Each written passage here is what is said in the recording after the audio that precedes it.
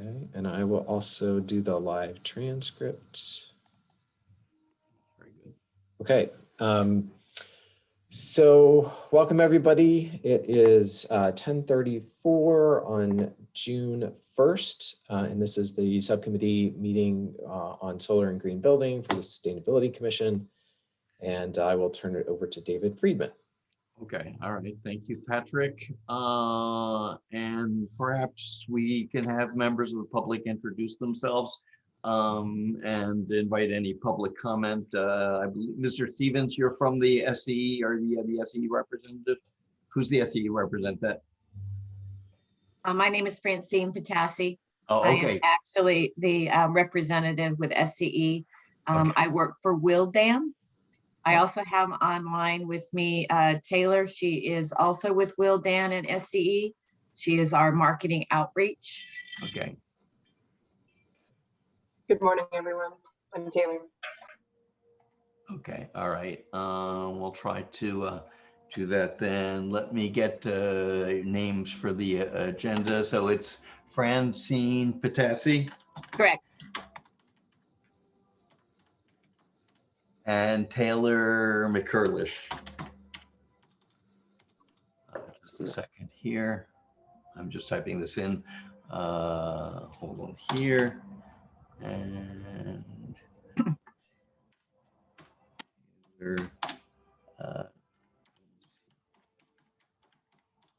okay, and you're both with Willdan, but representing SC, correct? Correct. And I can explain that when I have the opportunity. Willdan is also a consultant to the city, I believe one of the on-call engineers, so I'm familiar with that. And then Correct. Mr. Stevens, you want to introduce yourself so I can put that in our record? Yes, my name is Rick Stevens, and I represent Inland Mechanical Services. Okay. And we are one of the trade partners in this program with Willdan and SCE, servicing building controls and HVAC refrigeration segment of the program. Okay, all right. And that's Inland Mechanical, correct? Yes, sir. Inland Mechanical Services. Got it. All right, thank you very much for that introduction then. All right, well, I'll let you folks sort of, that's the first thing on the agenda. So I'll let you present, and then we can then, chime in with any questions that we may have after the presentation. But thank you for joining us this morning. Oh, terrific. Thanks. I love everybody's background. Very nice. I need to get one up in mine. It's very good. A little bit about the program. You said that you're a little bit familiar with Willdan. Willdan Energy Services, Willdan Engineering, an engineering company, but we also are a third-party administrator for utility companies. Okay. Utilities like PG&E, San Diego, and of course, Southern California Edison. So the Southern California Edison program has been awarded to Willdan. We are the only third-party provider of the Southern California Edison program. We are still awaiting final CPUC approval, so final California Public Utility Commission. Yeah. The contract's been awarded to Willdan. It will cover the next 5 years, and we have over $900 million in incentives to administrate and pay out. The program works where Willdan will be the forward-facing entity for all of Southern California Edison customers. SCE will no longer interface or do incentives on a direct basis with Southern California Edison customers. A lot of utilities are going to third-party providers so that the public funds, because that's really what they are, is public funds, because everybody that has a Southern California Edison bill, they pay into, I'll call it the incentive kitty, through a program called PPP, which is Public Purpose Program. Even if you looked at your utility bill that you get on a residential, you're going to see a line item there that says PPP or residential PPP. And that's just how all these incentives come to be. So a lot of utilities in the past have only focused on giving incentives and rebates to the big organizations or large electrical use companies. And it really has left some of the medium-sized to small businesses sort of in the cold because they haven't been able to access these rebates, because before you know it, all the rebates are paid off the big guys. So this is sort of a way to level the playing field. And it is our task, Wildan, to reach out to all of the customers within Southern California Edison to let them know about these incentives. The incentives are for anything that will reduce kilowatt hours off the grid. Southern California Edison is not allowed to build any more power plants in California. So the incentive kitty is to be used to get kilowatt hours off the grid so that we won't overextend that electrical grid. And that's also another reason why it's for such a long period of time, 5 years, again, $900 million. So what we will do is we will have an outreach program to Southern California Edison, getting the word out there to the customers. And we will then partner with trade allies like Rick at Inland Mechanical and other trade allies that do other types of measures to ask and to investigate if we can do energy saving incentives or energy saving projects with customers of Southern California Edison. Now, the incentives can be used for anything to reduce kilowatt hours. It could be lighting upgrades. It could be mechanical, it could be chillers, it could be boilers. There's also incentives available for gas, for Southern California Edison gas. So anything that's going to reduce electrical use. So typically what we will do is we will let the trade allies know, and that'll be people like Inland, it'll be people like general contractors and electrical contractors, so that they can get the word out to their customers. But we will also have a direct outreach to the customer. And basically how it works is we may entertain a client to say, hey, let's take a look at your building. We're going to come in and we're going to do a complete audit, and we're going to figure out where we can help you save money. So we will then do an audit, again, with our own engineers or possibly in conjunction with the trade ally, come back to the customer and say, these are some recommendations for you to save energy. Again, whether it be lighting or HVAC or other kinds of controls or measures. And then we put together a program, a project, and we show them what the project cost would be, and then minus the incentives, and then what the net project would be. So our purpose with Southern California Edison is to show what's called influence. We will influence the customer to possibly do an energy savings project because of our recommendations, our intelligence, our energy savings recommendations, and of course, also the incentives. Because when you have incentives that help pay for a project, then obviously that project's going to be much more palatable to the customer, but also more importantly, will give them a better return on investment, a quick return on investment. A lot of times organizations will have something where they have a corporate mandate where they will want a return on investment on any kind of energy savings project to be anywhere between 3 to maybe at the most 5 years return on investment. I'm actually seeing a lot of organizations that prefer it in that 2-year frame. So it's something that Southern California Edison is very interested in getting kilowatt hours off the grid. And hence, that's why this program was awarded to Wildan. We have a lot of experience in the utility third-party administration. We've been doing it now for over 15 years. Obviously, we were first an engineering firm, and we still are.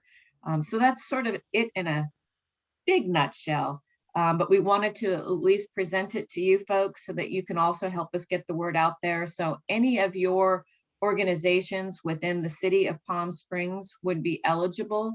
The only customer sector that isn't eligible at the moment, but probably will be a little bit later, is public entities. So all right. The city itself. Just answered you answered my first question. Yeah, but everybody else, whether it be a hotel, a hospital, a retail environment, industrial, commercial, restaurants, retirement communities, multifamily, almost anything else that you could possibly think of that is in the private sector would be eligible for these rebates. So I'll sort of open it up to that. If you guys have additional questions, obviously this is a very short little discussion about what the program is. And again, we're expecting approval probably sometime in mid-July. Southern Okay. California Edison has given us approval to talk about the program on individual basis like we're doing today. And we will also do that with customers and also trade allies. Okay, and this will be a formal CPUC voting decision? Yes. Would you happen to know which proceeding it is, or you can send that to me offline, because I do track all of the relevant CPUC proceedings. Sure, So- I can send that to you, but Yeah. we are expecting to get a final blessing. The contract has already been awarded, but as you know, we still have to have a public meeting, and then they have to have probably about a week to 2 weeks of public notice. Yeah. So I'll get that information over to you.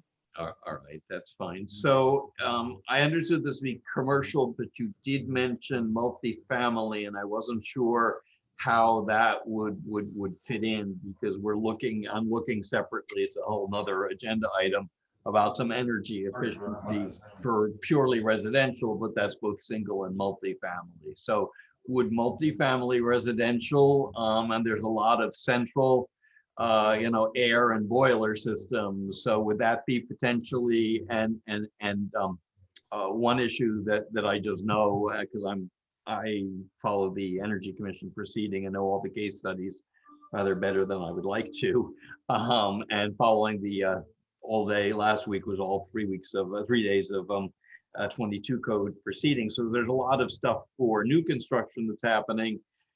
But Commissioner McAllister, who's the lead commissioner on these proceedings at the Energy Commission, is very interested from an Energy Commission of moving forward on retrofit. So I guess the question I have is, where would, in addition to commercial, where would potentially multifamily residential fit into your program? Multifamily does fit in. It's considered residential. It's not considered residential because it's not an individual meter. It's multiple meters for multifamily. So multifamily is in the commercial bucket. You'll also have what we would also call multifamily would be residential care, where retirement communities, things of that nature, and then also, of course, apartment complexes. So they would qualify. And in that kind of instance, if you are involved in multifamily organizations that are looking for assistance, that's really where we would want you to reach out to us at Willdan and myself, and we would then get the appropriate parties involved. Our task is to bring a team of people together to get a energy savings project done. Sometimes that might be a trade ally that we pull in, or it might be our engineers that we pull in. But yes, multifamily would be included in the program. So that would essentially be potential envelope measures for insulation or duct work, or boilers or things like that, making basically, or HVAC, which generally for multifamily will be central, as opposed to individual settings. Yes, at least definitely. All of those measures would qualify. Okay, all right. So there's a lot of savings to be done, and particularly in and Palm Springs. Yeah. Do you do the assessments at no cost to the customer? Assessments are done at no cost. Depending upon the size of the property, we have somewhat of an echelon where if it's over 1 million kilowatts annually that they're using, then I can use my internal resources at Willdan with my engineers, and we would send out a team at no cost to the client. If the client happens to be under 1 million kilowatts annually, there still will be no cost. I will just partner with a trade ally that we have approved, like Rick at Inland Mechanical, or let's say a lighting organization, and then they will come in and do the audits, and we will spot check the audit. So the actual investigation process is at no charge to the customer, but it will be done in a couple of different avenues. Sometimes it will be us, or sometimes it will be in conjunction with an approved trade ally. Okay, and it's a separate, it's our next agenda item, but would this include outdoor lighting, such as helping somebody to get rid of all of their older lighting and replace it with energy efficient LEDs? Because that is, there's a filing just this morning with the Energy Commission for the 2022 proceeding, the lighting consultant mentions that outdoor lighting particularly is one of, because of course this occurs at night when there's zero solar, one of the sort of low-hanging fruit of energy conservation is reducing the intensity of outdoor lighting. So would that be included as a potential We're project? hoping it's going to be, and I'll give you a bit of a caveat to that. Right now, we have a list of energy measures that have already been approved by the CPUC. One of them is interior lighting, so we know we can do interior lighting. Okay. The other measure for exterior lighting still has not been approved. We're hoping that's going to be approved when we get our final notice to proceed, which will probably be mid-July. So that's still, I'm saying we probably have a 50-50 chance of getting that measure code approved. We do have the ability in our program that even after we have notice to proceed, we can petition to have new measures added. And the best way we do that is, for an example, if we go in and we do an audit of a building and a property, and then we do a project, we will then go back to the utility and say, we did this project, we saved, let's say, 100,000 kilowatt hours, but we could have saved another 100 if you would have let us do exterior. Yeah. So sometimes we have to build a case. So if it doesn't happen within the first year of the program, I would expect it to happen in the second year of the program. Okay. That's just, we're at a 50-50. Let's keep our fingers crossed and let's hope they give us the notice to proceed with exterior now. But I will let you guys know that when I do. All right. Yeah, can I jump in here and make a point? Yeah. We are pursuing an expanded set of outdoor lighting requirements in our Palm Springs Municipal Code that will have more stringent guidelines for, and we're gonna excuse me, try to follow the model lighting ordinance that the California Energy Code says that we should follow, that's put out by the IDSA, the International Dark Sky Association, and the Illuminating Engineering Society of North America. So they set a lumens allowance for outdoor lighting per property, and it varies depending on the residential zone. So it's more lax for downtown than it is for, you know, outer lying regions. So my point here is, if you can get this into your program, these two dovetail very, very nicely, because if you go to a site and make an assessment that they are exceeding the lumens allowance, then the one way to fix that is to put in lower energy outdoor lighting fixtures. So it would all work as a package. Yeah, it definitely would. And because we're incentivized to get kilowatt hours off the grid, when we make recommendations for exterior lighting, which we do, because we do manage other utilities like PG&E and SDG&E that have allowed us to give incentives for exterior. So in a lot of cases, when we audit a particular property, we will use some of those guidelines that you've talked about, but there are even now more efficient outdoor lighting, and it's called lumens per watt efficiency, where you can actually get more lumens but less wattage, hence reducing the electrical pull off of the grid. So the two would definitely work together. So we are really hoping that the exterior is going to be approved for SCE, because again, they're two neighboring utilities, PG&E and SDG&E, have already approved it. So we're thinking that's going to, you know, dovetail really well into our program. But again, it's a wait and see. Okay, just one more question before we go on. Is there a way for us to contact somebody in your organization or at SCE or in the government and lobby for this? Would that help at all? That's a good question. It could definitely help.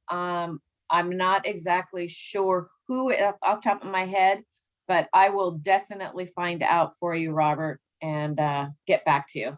Because anything, you know, any additional lobbying or any additional support to get that exterior added now would be wonderful. I'll let you know.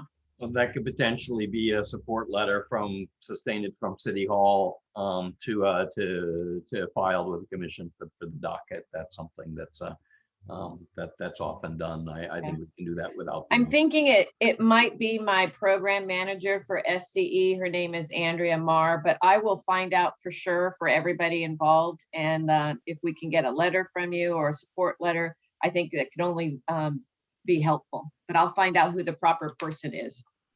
Great, thank you very much. Mhm. What Now, again, info- remember, it's any kind of measure that's going to take energy off of the grid. So it's not just lighting, obviously. That's the low hanging fruit, like you had said. Yeah, we want to hit the low hanging fruit. But chillers and boilers tend to be extreme energy gobblers. And in a lot of cases, dependent upon what the customer is looking to do, and chillers and boilers tend to be one of them, which sort of falls into HVAC. Or multiple package units for HVAC. The incentives on those are very lucrative. So sometimes even if we're looking at a building and let's say the HVAC or the chiller or the boiler system technically has another maybe 4 or 5, maybe even 6 years useful life, if we can get them to change out those units now, we actually can give them higher incentives because there's still useful life left on that equipment. But if we can get them out of that equipment sooner than later, it's going to benefit everybody in the program. So just to sort of keep that in the back of your mind, it's anything that's taking kilowatt hours off of the grid. All right, but how would that work for boilers, which, this is, as you know, Southern California gas territory. Most of the heating in Palm Springs is gas as opposed to electric.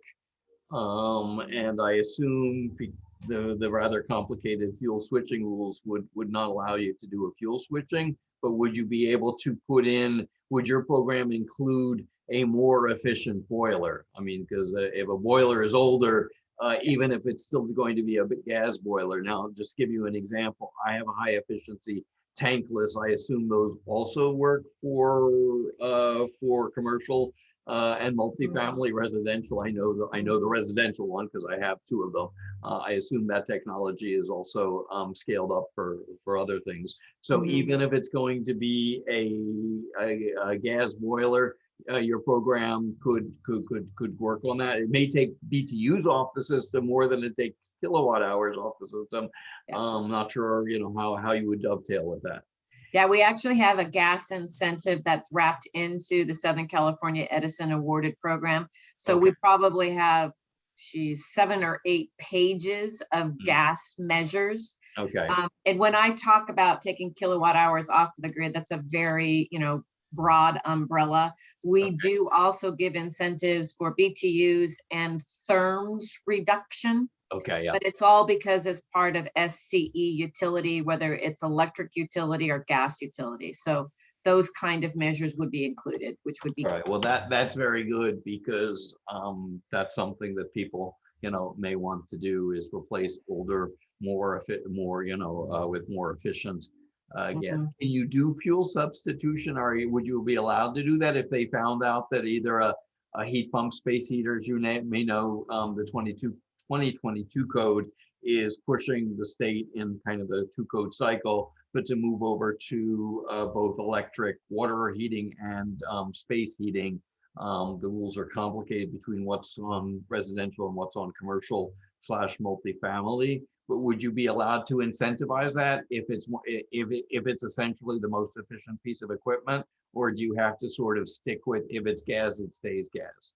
No, we can go ahead and move over to any kind of, if you want to call it power, that's going to end up powering that particular unit.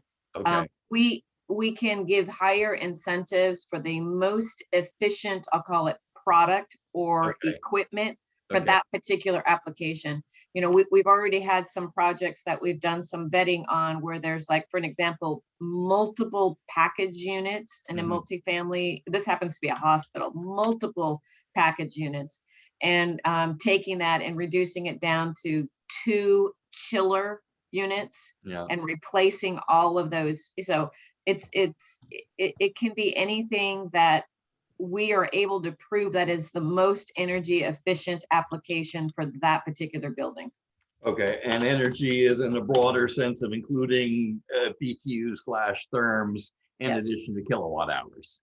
Correct. Okay, that's good. It's news. just most people understand the kilowatt hour scenario. Okay. When you start talking about therms and BTUs, it's probably just you and I that could have a wonderful conversation about it. All right. Everybody else would be, you're going to lose me.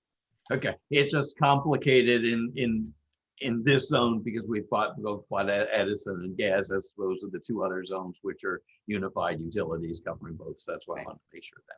All right, and another sort of existential question is, as you may know, Palm Springs is a member of Desert Community Energy, and roughly 80% of the customers are on Desert Community Energy. Of course, Edison continues to deliver the electricity. So our CCA customers who are still getting their delivery charges from Edison, they are also eligible. You don't have As to long be as they're bundled. getting delivery charges from Edison and Yeah. I'll call it the amount of energy that they're using has a certain threshold. So this is meant for properties that are of a certain size. So in layman's terms, you're looking at a property that's probably going to be spending anywhere between at minimum $3,000 to $5,000 a month on utility. So obviously it's not for residential, it's not for the little guys, but that's the commercial minimum. And it actually has to do with kilowatt hours. It's actually 20 kilowatt hours or more monthly, which is at a peak. It's a pretty easy echelon or place to get to. Yeah. And there's a specific tariff. I forget which it is, but there's a very specific commercial tariff that cuts in at exactly, I believe 20 is the kilowatt. Yeah, the specific tariff is a TOU, Yeah. S1 and S2, but there's so many tariffs we could talk forever on tariffs, but yeah. Okay, fine. But I do recall from some previous research that 20 kilowatt hours per month is essentially is a threshold for one of the tariffs. Mhm. Okay, all right. So that's quite helpful then. Okay, so the only people who presumably wouldn't be eligible are direct access customers because they're not part of Edison. They're getting their energy from wherever they're getting it from. Correct. They're not part of either Edison or DCE. So they're not eligible. And I think some of our larger facilities, I believe the Tribe is on direct access. And some of the for their casino and other stuff, and some of the big box stores may potentially be on direct access, so they're not eligible. But anybody else who's getting delivery from Edison is Correct. eligible. Okay, Correct. that's really good news then. Now you mentioned you have some tribes in your area. There are some federally recognized tribes that would be eligible.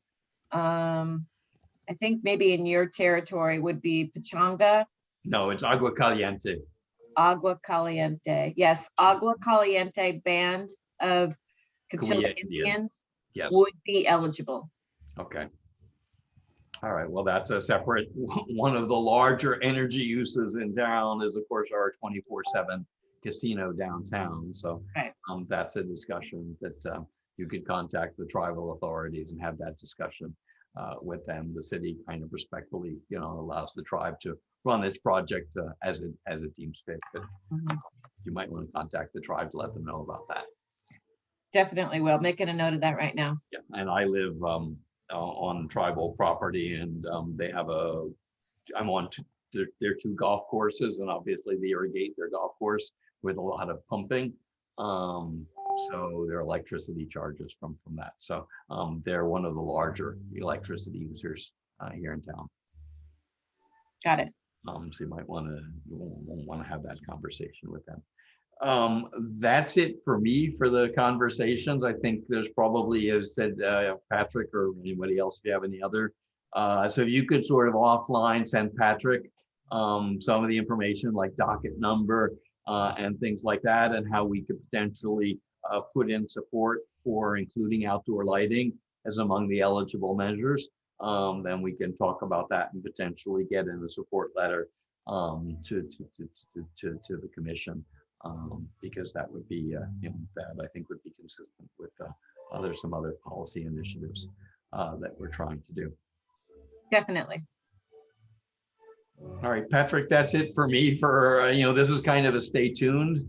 And if you have maybe be helpful, I think, for the commission meeting, if it's not June for next one, then maybe by July, we meet the third Thursday of the month. So maybe you'll have like a 2-page, like a PDF or an FAQ or something that'd be useful to post up. And then once this is approved, Patrick, the Office of Sustainability does have an energy efficiency sort of, part of its land web page. So this could be among the programs. Oh, I actually have one more question is, can you layer these incentives with chief financing? Because you may know that the CPUC is about to approve on bill repayment under chief. So can they be kind of layered in addition to the incentives, working with a potential chief financing? Yeah, so on-bill financing with Southern California Edison cannot be used in conjunction with the incentives. It's really Okay. one or the other. But Okay. internally, if we have clients that want to finance a project, we can do that privately within Willdan, or we can also offer them other financial institutions that can do that kind of financing. But on-bill financing is not available with the program. And it's really because once you do a project and you can see what the incentives are designed to make a project more palatable and a better return on investment. So hopefully financing isn't even an issue. Okay, all right, that's fine. All right, so you can sort of potentially see if there's a, because there's a lot of obviously upfront costs that people may want to, But we will offer financing internally if that's what the client wants and needs, and of course qualifies for. So we do have that covered, okay, but it won't be technically with SCE on their on-bill financing. okay, all right, and it wouldn't be through potentially on chief because they have their own separate financing. Correct, would not be. Can you hold on just a second? Okay, all right, that's it for me. So I think that's it for me. Are there any more questions? We can then move on to outdoor lighting, but this is quite helpful.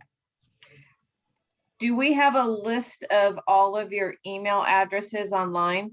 I should write to Patrick and he'll send it to us. If you have Patrick's email address. I can forward that to you. I can forward Okay, that to you. great. Rick will Francine. give it to me. Terrific. Right, and send it to Patrick and then he'll forward it to us. That's the appropriate way to work. Terrific. All right. All right, thank you again. This was quite helpful and good news. Mhm. All Thank righty. you for And your then time. if you need an update from us, maybe on your next meeting, feel free to give us an invite. Then I could probably have more information that I could share. Probably for the July commission meeting, because you'll probably be at CPUC approval around Oh, then. yes. Let's hope. Yeah. So we can potentially mentally docket that boy for the July meeting. That'd be great. Right. And I'll mention it also, at this month's meeting. So that's the third, was that the 20th, 20th of July? Yeah. July 20th. Yeah. Mhm. Okay. All right, All thanks a right. lot. Very good. Thanks so much for your time. All right. Thank you. Have a great day. Thanks. Thank you. Bye-bye.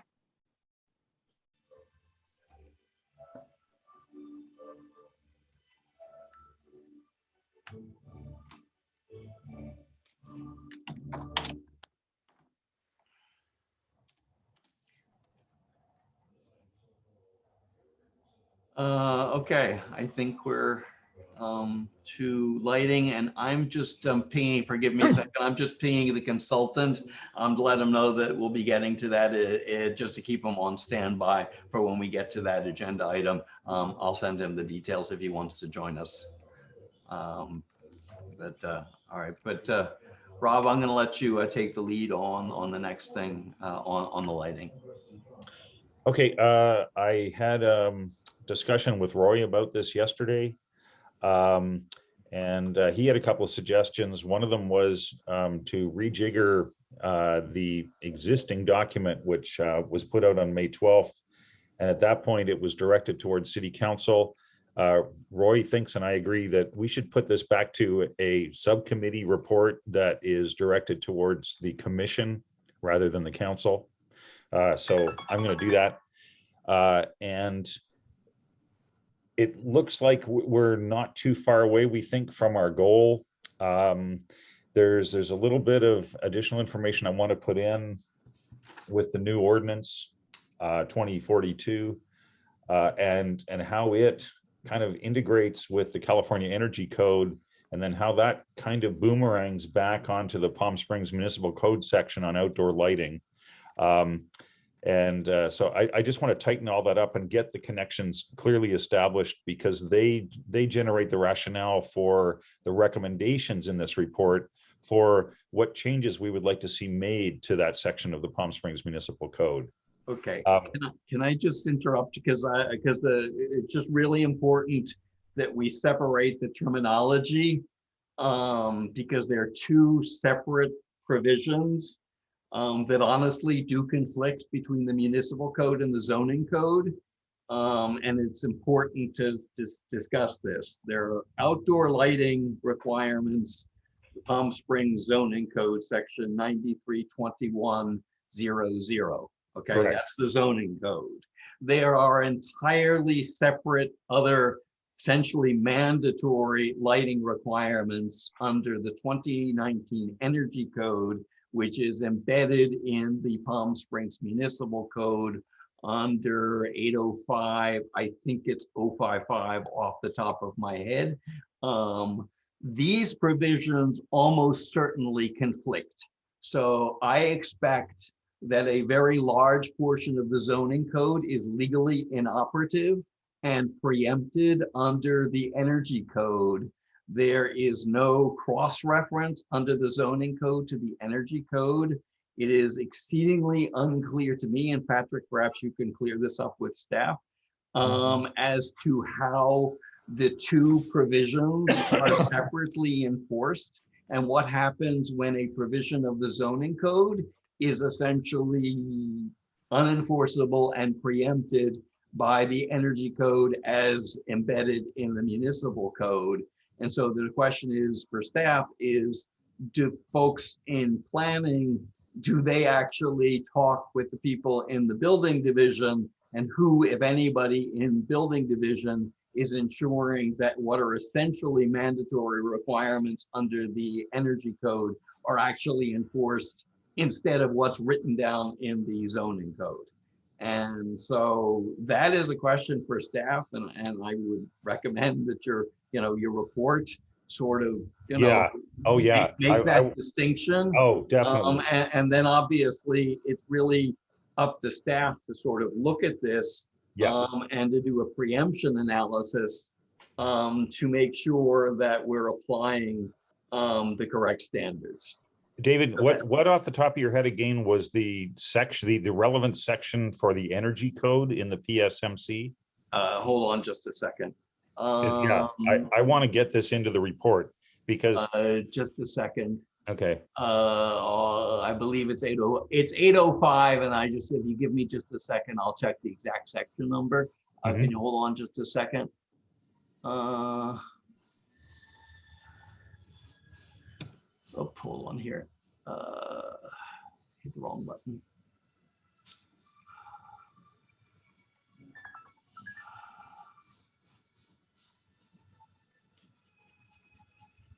So not 805. 805 is a historical presentation. It's 804. Yep. 065. 804. I'll read you the relevant section, and it's the same every code cycle.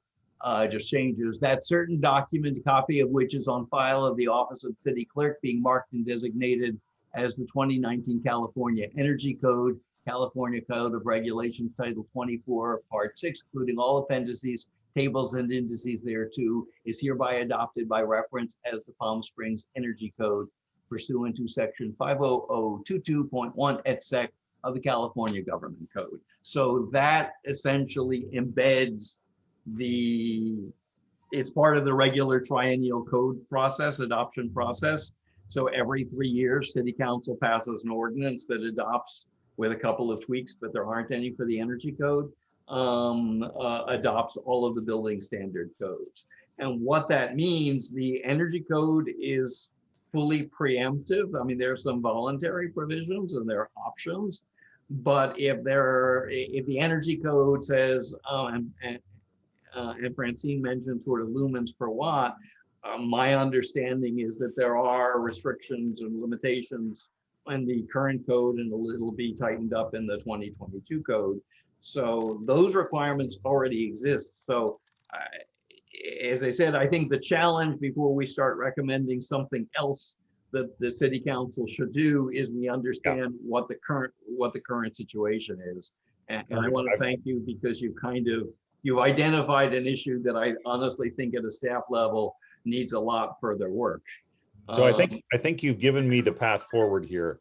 I will incorporate that into this report. I'll work on it. I'll get it into everybody before, May 10th or June 10th when, but it should go to city staff, it sounds like, first, not to council. Yeah, I mean, And that makes sense to me. The commission can recommend that staff conduct a preemption analysis and to understand what things are. And then, as I mentioned, I think in a previous email, the 2022 code, which the Energy Commission just had 3 days of workshops on, and I'll report on that afterwards, largely embeds and adopts for the entire state of California the model dark sky ordinance.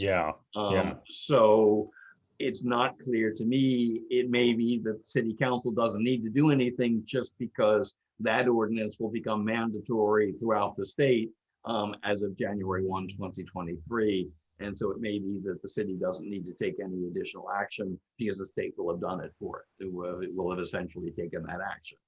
You can do early adoption of energy code proceedings, and that's something that I'm separately looking at. But that's a whole, and maybe you want to tell people to look at that. But first, let's figure out what we have right now. Okay.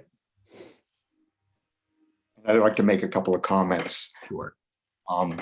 I don't think we're in a very different place or we have a very different strategy from what we had in March, where basically Rob had made some recommendations. They were modified during the discussion at the commission meeting. We voted on those recommendations, and one of them did include consulting with the planning department to really understand how code was applied. Since then, we've learned that it's not just the planning department that may be involved, the building department should be as well, and that there are different codes that we need to consider. And I think now Rob has a better understanding of the interrelationship between those codes. So really the intent is, for the June commission meeting is to bring forth Rob's modified recommendations with a clear picture of what has to be done with regard to the code, and then that we would consult with the building department and the planning department as appropriate before moving forward. And the whole idea of addressing this memo to the commission is so that the commission would vote on the recommendations, and then we would have that documented for the future in case we went forward to the council and there was a staff report. Yeah, that's fine. I think we're at a point where additional staff work, the commission can continue with that recommendation and ask staff to do some further research before, and then maybe it comes back to the commission for a recommendation to council, but I don't think we're at that stage yet.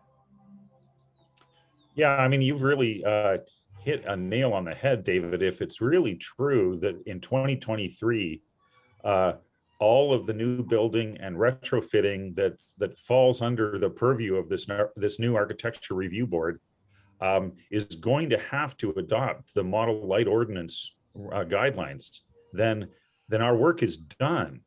And what might be left is, if we wanted to get council to just, as you say, try to push it up in time a little bit and try to get it installed earlier. And then really what we'll be left with again is focusing on an incentive program or programs for retrofits. Okay. Yeah, that's good. One of the questions that needs to be discussed with staff is the Energy Commission, the Energy Code, excuse me, applies to new buildings and certain retrofits, Yeah. i.e. Alterations and additions, and there are express definitions for those.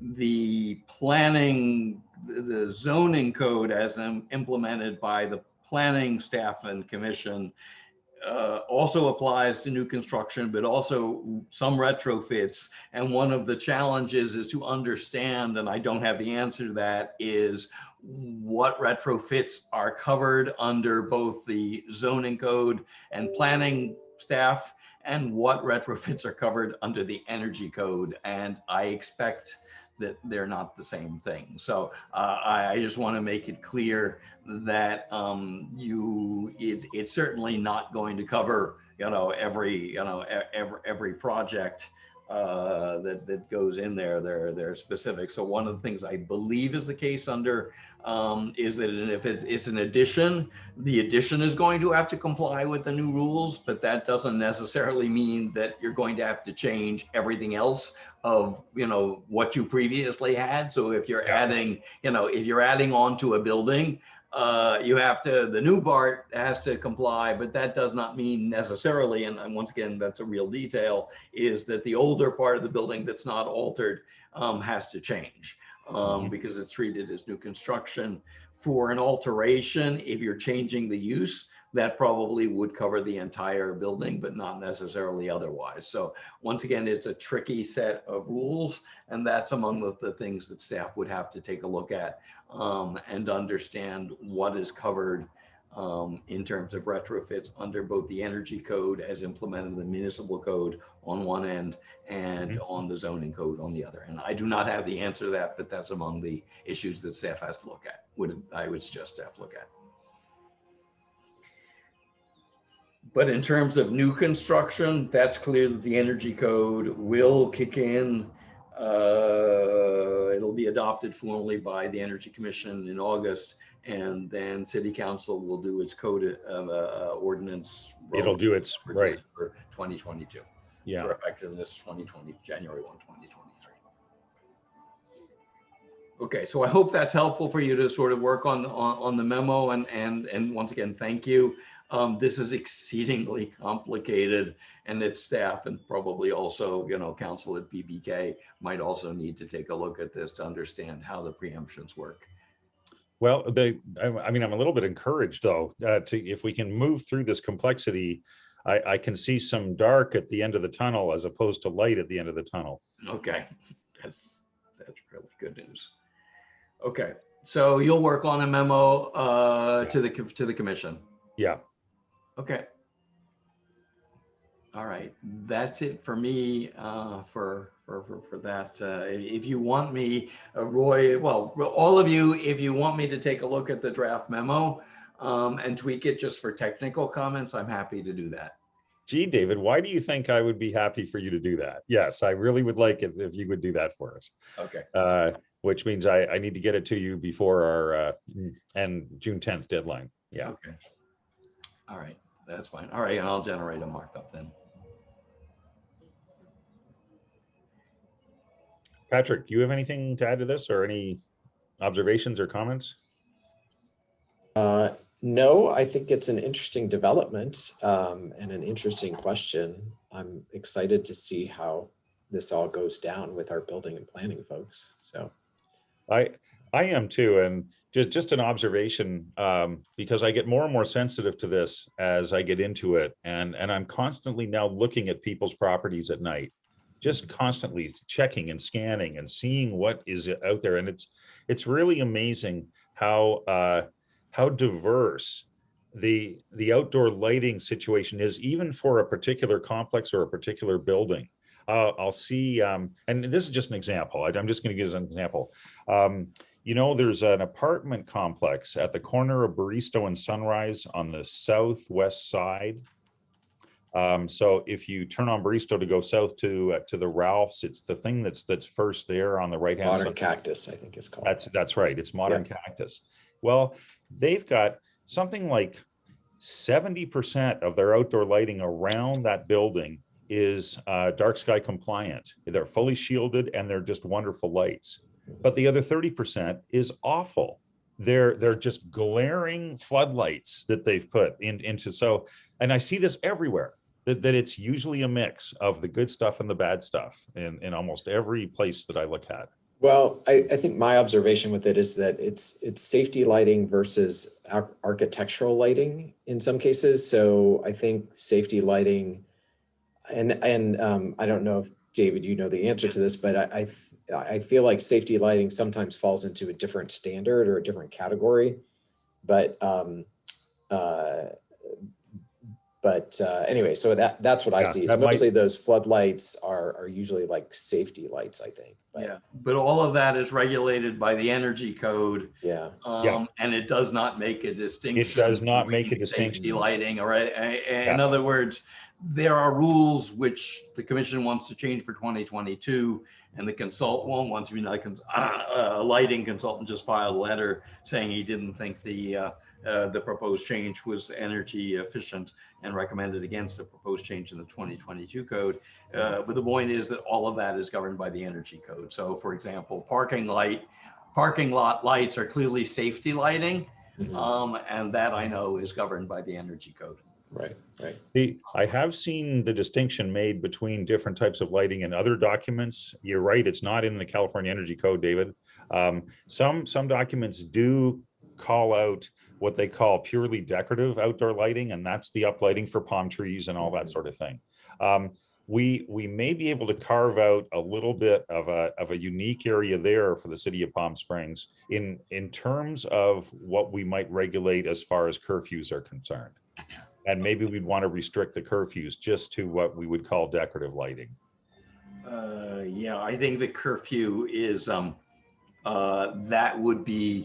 that's more like, well, I'm not sure which code it would go in, but that is something that is not regulated by the Energy Commission. No, it's not. So clearly, if we want to put in a curfew, that's something that I think the city would have, the ability to do that. That's, that's sort of roughly equivalent to the other things that the council has done at our recommendation. So that would be fine.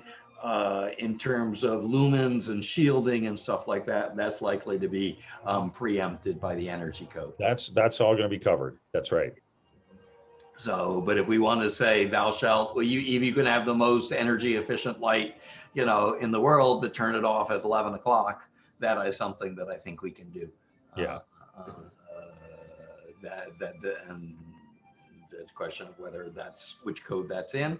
I think that's more in the municipal code because it's a health and safety, and that would apply for all, citywide. Right. Whether you're doing a new construction, a retrofit, or whatever, is turn off your lights at 11. Okay. Yeah. But that's like the noise ordinance. Yeah. And this is essentially, lumen noise, if you will. It's luminoise, exactly. Okay. All right. Anyway, I'm happy to help and thank you for raising an issue that I had kind of on the back of my mind as the energy code proceeding progresses, but I hadn't really focused on lighting. Very good. Okay, Roy, I know you have to leave in 3 minutes. I'm sorry that, the other topics have been rather interesting, but helpful. I've already started the discussion through emails, but my thought is, and I've been talking to Patrick about this as well, is that now that we have our GHG inventory report from PlaceWorks, I think it's time to start looking at the other contributors to our GHG footprint and start working on ways of reducing our carbon footprint. And the one big area which accounts for about 50% of our emissions is transportation. So I've had a lot of thoughts about it, and one approach might be to, if we can get the PlaceWorks model to look at what goes into it and start making inputs to the model to see what reductions we could get. I don't want to stray in that direction, but basically the suggestion is that this committee be expanded to look at all ways of reducing our emissions, not just solar and green building. We probably would need more members, but I wanted to bring that up because I think we really need to start working on these other areas as soon as possible. That's fine as long as it's clear that, you know, other people are going to be carrying the load in terms of work, particularly since this will be my last year. And I want to focus just on this one project that I've got going on is more than enough for me right now. So I'm fine as long as it's clear that you and others are going to carry on that work. It's a lot. Modeling is exceedingly complicated. So, but that's great. And obviously there are Brown Act considerations. So, you know, the more people we have, obviously, all work has to be done at the committee level. And you know, you're on the committee, I can't email you anymore. And if well, depending on how many we have, if there are 4 members, then I suppose two can do that. But anything involving a majority of committee members is Brown Act is prohibited under the Brown Act. So depends on how many people we have. And obviously it's up to you to make sure that, you know, for example, the wastewater treatment plant, that's under Scour, and so you would have to decide, you know, does that remain under Scour because that's a huge contributor to GHG, or does that come under this other committee? But you know, I'll defer to all of you on that. So maybe the best thing is that you're kind of driving the bus as committee chair, is you'll sort of, you know, put this up to, I said, not requiring a vote as far as I know, Patrick. I think this is the chair's prerogative. I'm fine with it as long as other people are, you know, going to start carrying that workload. And you've brought up a lot of practical considerations that have to be worked out. My point is we really need to start addressing these other things. Yeah, there isn't really a broader home for climate action sorts of things. So, except for this committee. Right, and that's why I thought about it. Yeah. Okay. All right, well, I'm gonna sort of leave that up to you to, you know, to sort of come up with a proposal and more the merrier. There's a lot to be done, but this is an incredibly large amount of work. And obviously transportation isn't, you know, we can talk about bike lanes and things like that, but there's a lot that's involving, you know, the general plan update. So there'd have to be coordination with that. That's correct, but we need to start working on it now. Yeah. So I do have to leave, but I wanted to Patrick, perhaps you and I can talk about this later in the week. Sure. Thank you all. Okay, all right, thanks. Should I leave at this point as well? Yeah, you're welcome to stay, but your call. Okay, yeah, no, I think I will leave. Thanks, Okay, guys. all right, thanks a lot. Yeah. Thanks, Ron. Okay, I think we can start just going through the rest because without Jim, these are largely reporting items. Mhm. All right, and to advance things, I already wrote a lot of the committee report, just as ahead. So GHG inventory, I've noted that you city issued the news release last week, and that you put the Councilmember Course mentioned the council meeting the other night, which had quite late, and that you put up all the memos on the website, so that's good. And then I have a carryover from the last committee report, which I hope is still the case, is that you're going to plan to trying to present this to council in a package before the summer. Is that still possible, or do you think it's more likely to be September? You know, I think it's still possible. Yeah. okay, all right, then that's fine, and I'll work with you on that. Mhm. Okay, that's basically specifically for the update. Those are the sort of, that's what I've already written in the report, unless there's anything else to add to that. I think that's That's All fine. right. So the next is the potential REACH code proposal. And I'll just tell you where I am and where I would like to go. This is very, very complicated. So, and the consultant is available on standby if you want him to dial in. So there are a couple of things. Everything that I've seen so far is that I went back to where I was with you last fall, which is my manual sort of, culling of the data. When you run the data on through the program that has since been created, those remain the biggest sort of cost effectiveness bang for the buck. Okay. And to go to the point that the consultants raise is that they will take kilowatt hours off the system.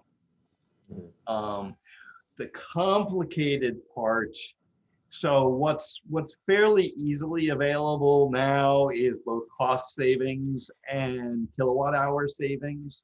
Where this gets really funky on an individual basis, where the model, and it's very quick and dirty and it needs a lot more work, and we can talk about what, how to present this. And I, loaded something up that it needs more work, is to try and come up with a set of assumptions to determine what effect this would have on a citywide basis.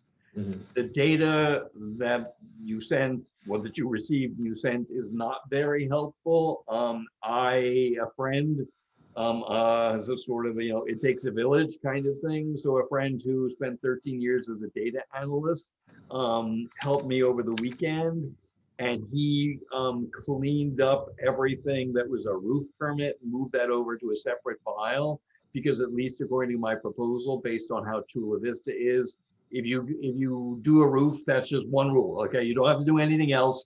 Just use a cool roof. So he moved over the roof permits to a separate file. I'll be able to go through those. So everything that was coded as roof is on a separate file. And he highlighted things that had roof in the description, some of which may be roofing, and some of which or replace an AC unit on the roof. So those aren't roofs.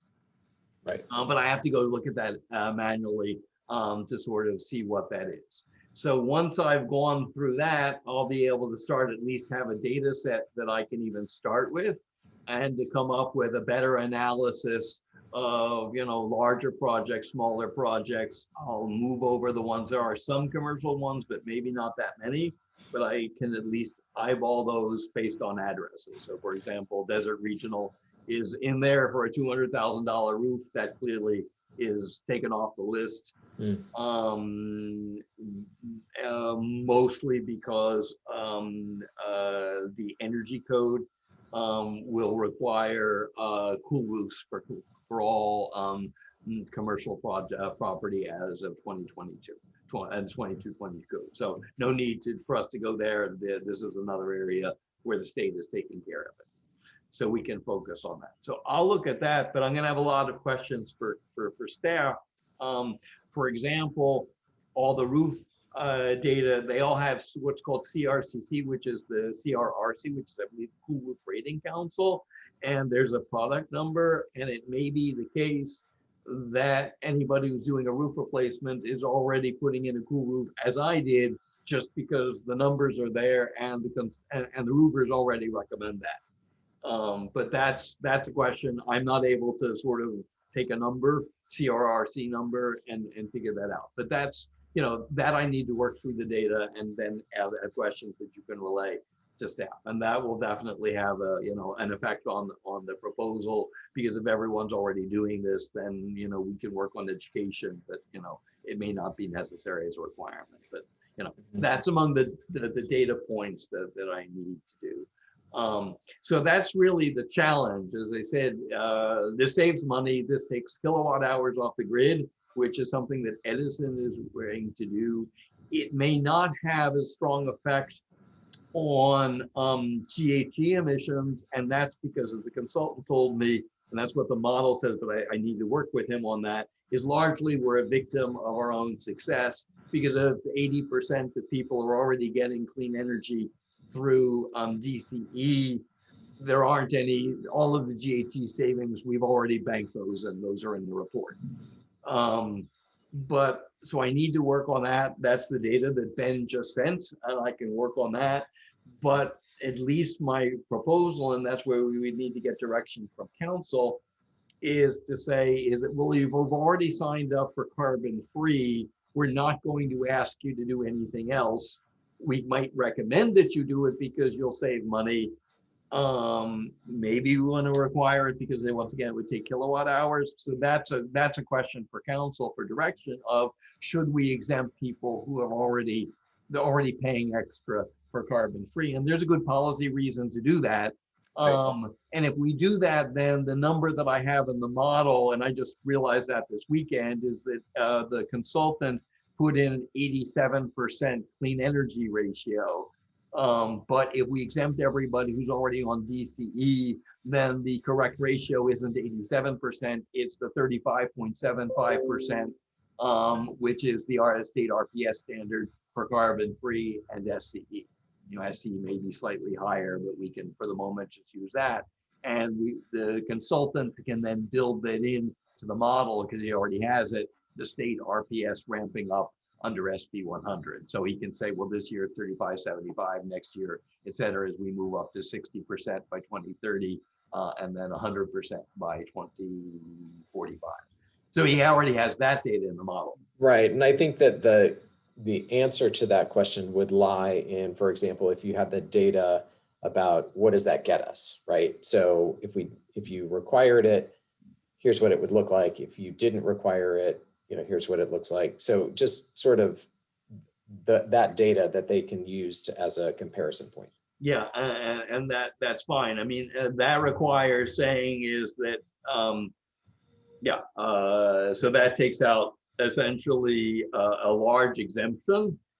So we would do that. I would still probably require for everybody. It's the indoor lighting, but essentially it's just exceedingly cost effective. Please put in LEDs if you haven't already done that. Most people probably already have. But that's really cheap and massively cost effective. So I wouldn't have an exemption for that, because it's, you know, we're talking about less than $100 probably to go to a big box store and buy a bunch of LEDs. Right. So that I would keep. So I will, what I would propose, I think the memo, the non-modeling sections of the memo are probably, you know, as good as they're going to get, unless you have any specific comments on that. The challenge is to work through the data, have questions probably for staff, and then I could work on that. And then we would say, okay, if we exempt, and these are all at best guesstimates, because nobody really, how many people, are going, well, we know how many people might do it, but then once again, trying to figure out, if we do the exemption, how many people pulling permits are on DC carbon free, et cetera. So there's a lot of, the model it's only as good as the assumptions. Right. And it's a real challenge, and I'm sure that's what PlaceWorks, did in their model, but this is not my expertise, Patrick. I'm really good at reading a code and literally memorizing it. This is what I was trained to do. I'm just not an Excel spreadsheet kind of guy. Sure. Okay. So that's where we are. The memo will be available for the, obviously I'll have it for the commission meeting to get further direction. How robust the model is between now and essentially next Thursday is the objective is to have a robust model for council for July.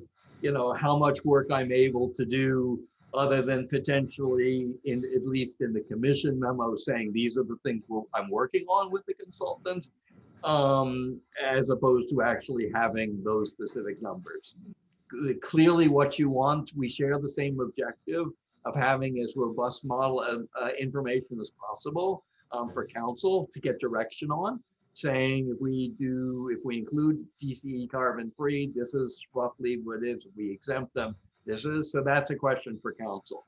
Whether I get to that in the next couple of days is another story. Clearly, I can get there between now and, where you want to present this to council. But it just, and I'll need input from staff probably before before we do that. So Yeah, just type up your questions and I'll get those over to them to the extent.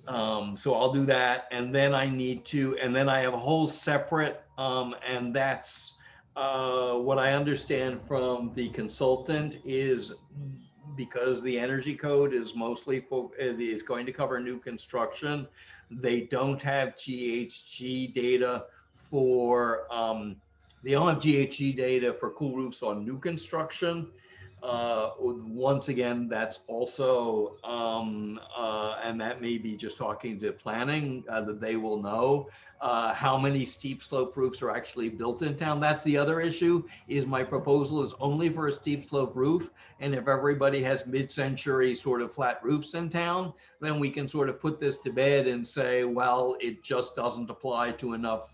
There aren't enough steep slope roofs. And what I don't know is for a butterfly, whether the rise on the butterfly qualifies. So that's a question also for building and planning staff, is that what is the percentage of steep slope roofs under the commission definition that's actually built in town? And that's not in the permit data. So both for new construction or whatever. So I'm going to work through the data, talk to the consultant probably later today or tomorrow, and then create a set of questions for you to have for staff. And then we'll get as best data as I can for the commission meeting. And then the memo will note, if there are further work, and say, well, these are the, this is the issues to be worked on, to come up with a robust recommendation or whatever. But once again, the model is going to show, and I'll probably add that point to the memo, to what Francine said. Edison is trying to get kilowatt hours off the grid, and this will do that. It may not save much GHG emissions for the simple reason, that depending on where we are for DCE, we've already done so much of that. So I want to make it clear that it may do 2 out of 3 positive things. If save money, reduce energy consumption, both of which are key goals under the Energy Commission under Warren Alquist. Reducing GHG clearly is a state goal. It may not do that incrementally as much because we've already done most of it. But some of the measures, such as insulating your water pipes, because everyone uses water heating, gas for water heating, that will reduce GHG. And that's one of the recommendations. Some of these other things may not have as much of a GHG savings as it will kilowatt hour and money savings. Right. Okay, I just want to make it clear that the sort of what I expect the data to present. Yeah, that's a good point. Okay, but I'll put in there that we're, and as I already have the Warren Alquist quote from the act, but I'll put in the fact that Edison's not allowed to build any more power plants, and so it is clearly consistent with Edison policy to reduce kilowatt hours, even independent of GHG. So there are several policy goals. I'll try to achieve all 3 of them, but it may be 2 out of 3. Okay.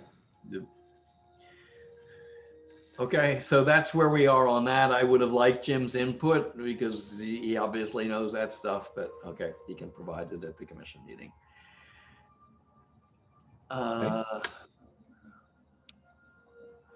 Okay, so that's basically it. You've got the memo. As I said, largely upgrades for what we call the building envelope and some cool roofs. I'll work with the consultant and come up with as best data as I can for the commission meeting, and a work in progress to get to council next. Okay. Sounds good. Okay, anything new to report on EV charger expansion? Not really. We're still making our way through the permitting process. We got some sort of somewhat unfortunate news from Southern California Edison in terms of I think it's the right of way issues or access issues. But the long and short of it is that I think it's going to require more time to get access to City Hall property than we had anticipated. So that one might get extended for another month or so while we wait for Edison to get approval that they need. So anyway, but other than that, I think otherwise we're still moving along in terms of getting permits and answering questions about permit issues. Have they signed the agreement? So the agreement is still in process. So I have submitted it for review and approval. However, they do not have their bond information yet. So I couldn't issue it until they get their bonds, but at least if we have it reviewed and ready to go, then it'll make it that much faster. So will they sign it pending the bonds, or do they need to get the bonds before they sign it? So that is a good question. I don't know if, I think they typically wait for all of the bonds to be documented before they will sign it. Okay. But at least if we are reviewed and all questions are answered, then it'll be easier to get it signed once those bonds are. Okay. All right, so at least it'll essentially be what we call an execution form, i.e. ready for signature as soon as the bonds are issued. Is that Yes. where you expect to get to soon? Yes. Okay. Yeah. Okay.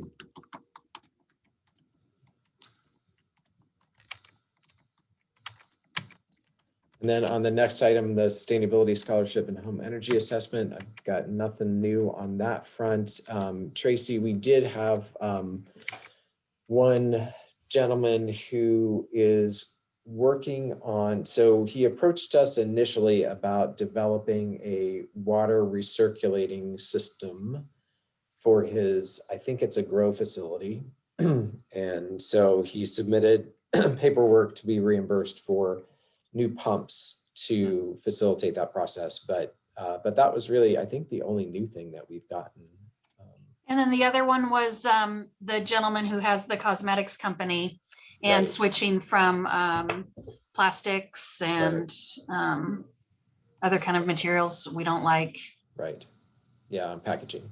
So, Okay, so those are just, they haven't submitted formal applications, but they've reached out to express interest.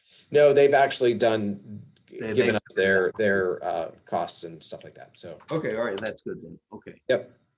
All right. Um, I'm going to leave to you to sort of adjust the budget discussion, and it wasn't clear from the commission meeting how you're handling the, where you're going to, if you are going to include the $10,000 from the home energy assessment, where if that's going to be renewed, and if so, where that goes in the budget line, whether that's an Right. outreach or you just sort of, do a carve out, or you just put it all in. Because so few people are actually using it, or none, you just sort of do one single budget, and if, probably Yeah. easier, that's really your call to Yeah. simply include it. And maybe you want to just say, well, that's, we'll just include it in the budget, it's $100 here or there, and nobody's actually used it. So is that what you intended to do, is just simply dump it into the overall budget? Yeah, I did intend to do that, but I think what I'm going to do is I probably will. I can't remember. Let me just look here. Just see.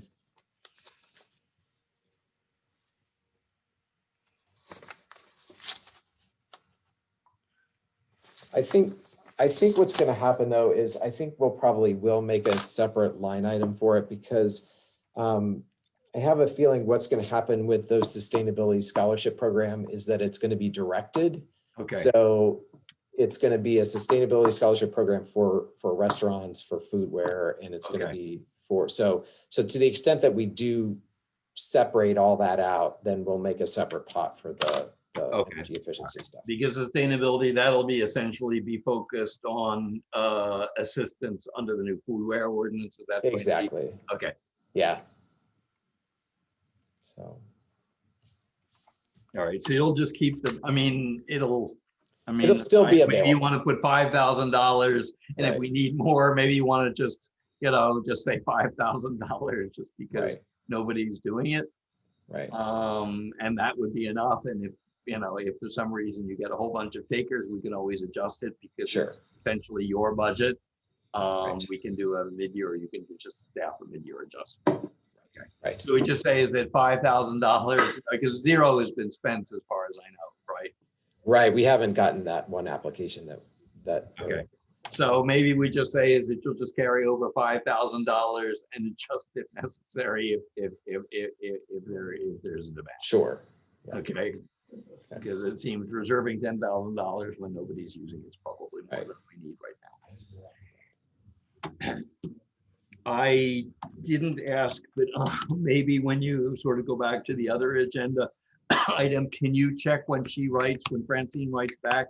I forgot to ask it, but I think just to confirm that grow facilities would be included among eligible businesses because they have massive energy needs, and they Right. could definitely get, new lighting and pumps for their water things and stuff like that. They will be among the higher energy users in town. Obviously, cannabis has its own separate rules. And so I don't know, given federal restrictions, whether they'd be able to do that or not. Well, I think a related question to that is because I'm actually talking to one facility that's just starting out. And I'm wondering if those incentives would be available for new building projects. Okay. So it's not a case where they're necessarily taking power or taking kilowatts off the grid, but rather preventing them from ever coming on the grid. Yeah, that would give them incentive for the most energy efficient. Yeah. This is another area where I don't know the details, but the 2022 code is going to have increased, limitations and restrictions and regulations. Right. Of what we call controlled environmental horticulture, i.e., grow facilities. Right. They're not labeled as such, but there's a bunch of new rules in the 22 code. So you'll have to check on whether that would be possible for that. Okay. Okay. So you'll check with Francine.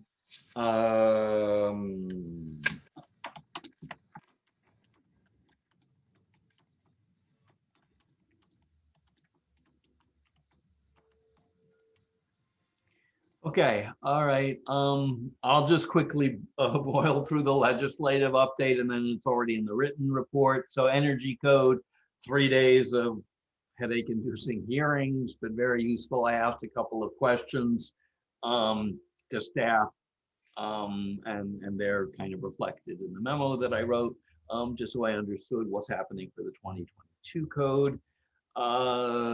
So that will be adopted along with the environmental impact report at the August Energy Commission business meeting, and then it'll go into effect in 2023. 2 days of workshops on AB 3232, which is to reduce GHG emissions from the building stock by at least 40%. And then I'll attach that workshop presentation that I included for the committee meeting. So when I send my materials, I'll include that. So Tracy, just be on the lookout, but it's what you had said for legislative update. Okay, it's just a really good, useful sort of go-to summary of what the state's doing. Okay. There. Legislation. So two bills where the city council issued support letters. 612, that's the one that essentially will have a level playing field for the CCA such as DCE. That was approved by the Senate Appropriations Committee. 617, which is the solar app, is still in the suspense file in Senate Appropriations. So unclear whether that gets pulled off the file or not, but it didn't make the first cut so far. AB 1139 is the solar, the NEM solar.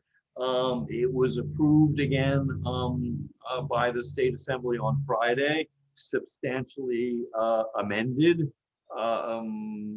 a lot of the more concerning from a solar customer provisions seem to have been stripped out.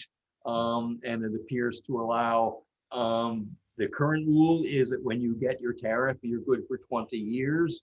The draft of the bill prior to Friday made that 10 years. The draft on Friday brought it back to essentially you keep your tariff for 20 years, because there's a lot of concern that you just wouldn't be able to do a payback after 10 years. So we'll see what happens. I continue to monitor that. I've also asked DCE to monitor that, because obviously if solar bills go up, they're the ones, whether the state is requiring it or not, they're the ones who are going to get the phone calls from people whose bills have.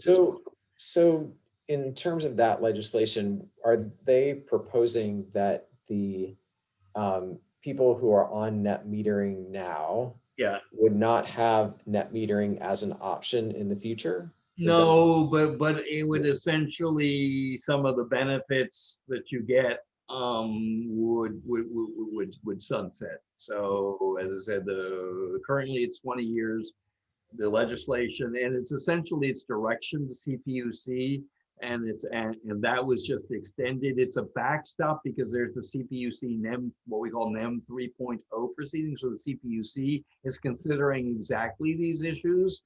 And essentially, it's puts a gun to the CPUC's head and say, if you don't adopt this, and it was just extended, the deadline for the CPUC to act was just extended from February to August of next year. That was one of the amendments that was put through on Friday.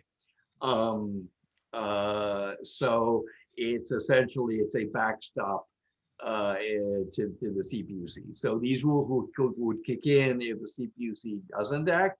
It's largely, CPUC will essentially, if the bill passes, the CPUC will get the memo, because they'll kind of know what the legislature is expecting of them. One change also that was made, and I'll have to look to see if there's any analysis from the solar industry, is that the previous version of the bill might have, in addition to reducing the amount of credits you might have had, so you have to pay grid access charges.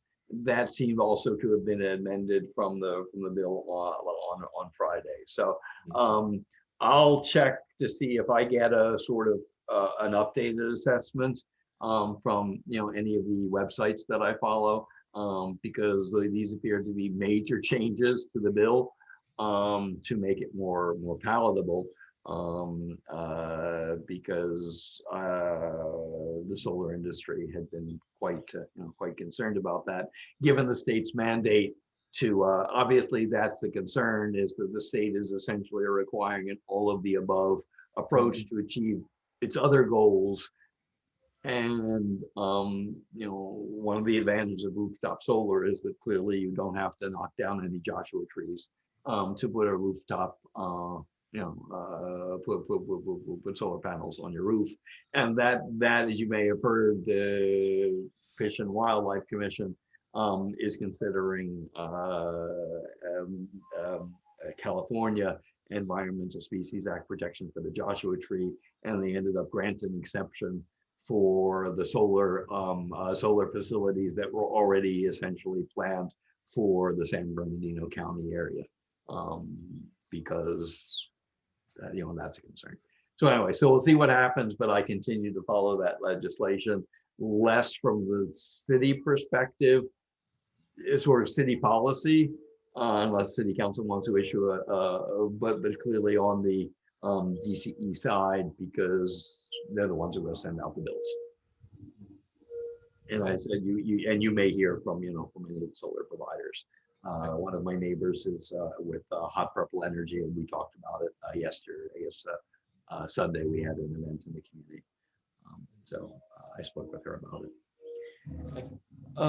So that's it. This will be included in my report. The only thing I have for DCE is the next board meetings on June 21st, so after our next commission meeting, and the budget will be approved. I don't know whether you have anything else pending on that. It's just one of those weeks where the Monday is 6 days after Tuesday, so it'll be after our meeting.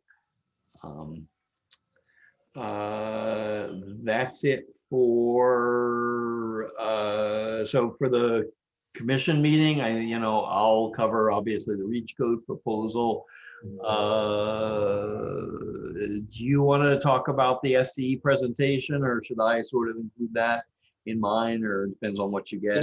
I think we can just make a brief mention of it in the report and then. In your staff report, or it's already going to be my committee report, and we just. Yeah, it's going to be in yours, so I that- think that's fine, and we'll have more next month when it's actually. All right, that's fine. The legislative update will largely be written. You can give EP charger, GHG. There isn't really much. I think we're done, probably at least this phase, et cetera.